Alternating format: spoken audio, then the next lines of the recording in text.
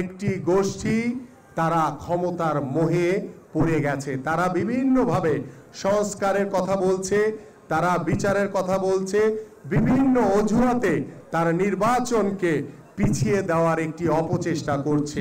কারণ তারা স্বৈরাচার শেখ হাসিনা যেভাবে জোর করে ক্ষমতায় বসে বাংলাদেশে আজকে ফ্যাসিস্টের উপাধি নিয়েছে, আজকে সেই আওয়ামী লীগের বিভিন্ন রাষ্ট্রীয় প্রতিষ্ঠানে আওয়ামী লীগের প্রেতাত্মারা এখনো সেই রাষ্ট্রীয় প্রতিষ্ঠানে বহাল তবিয়তে বসে আছে।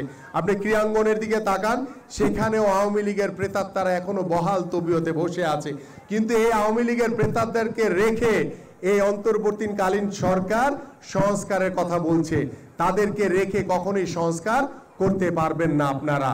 যে গত 17 বছর এই স্বৈরাচার সরকার যেভাবে ক্রীড়াঙ্গনে দলীয়করণ করেছে, বাংলাদেশের সকল রাষ্ট্রীয় প্রতিষ্ঠানে দলীয়করণ করেছে, আমরা ইনশাল্লাহ ভবিষ্যতে যদি এদেশের জনগণের ভোটে নির্বাচিত হতে পারি, সরকার গঠন করতে পারি, আমরা কখনোই ক্রীড়াঙ্গনে আর কখনো দলীয়করণ করব না এবং কোনো রাষ্ট্রীয় প্রতিষ্ঠানেও দলীয়করণ করা হবে না।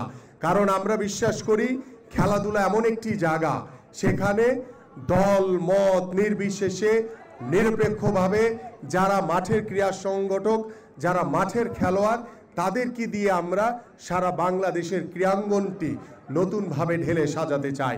এই জন্য আমরা গত 17 বছর স্বৈরাচার সরকার যেভাবে বাংলাদেশের মানুষের উপরে প্রভাব বিস্তার করেছে, স্বৈরাচারী কায়দায় আমাদের উপরে জুলুম নির্যাতন নিপীড়ন চালিয়েছে, আমাদের সাধারণ মানুষের উপরে যেভাবে জুলুম নির্যাতন চালিয়েছে, এবং গত জুলাইয়ে আন্দোলনে যেভাবে আমাদের ছাত্র ভাইদেরকে গুলি করে হত্যা করেছে, যেভাবে আমাদের সাধারণ মানুষকে গুলি করে হত্যা করেছে, যেভাবে আমাদের বিএনপির সকল নেতাকর্মীকে গুলি করে হত্যা করেছে, আমরা সেই স্বৈরাচার শেখ হাসিনা সহ সকলের বিচার অবশ্যই বাংলাদেশের মাটিতে করব।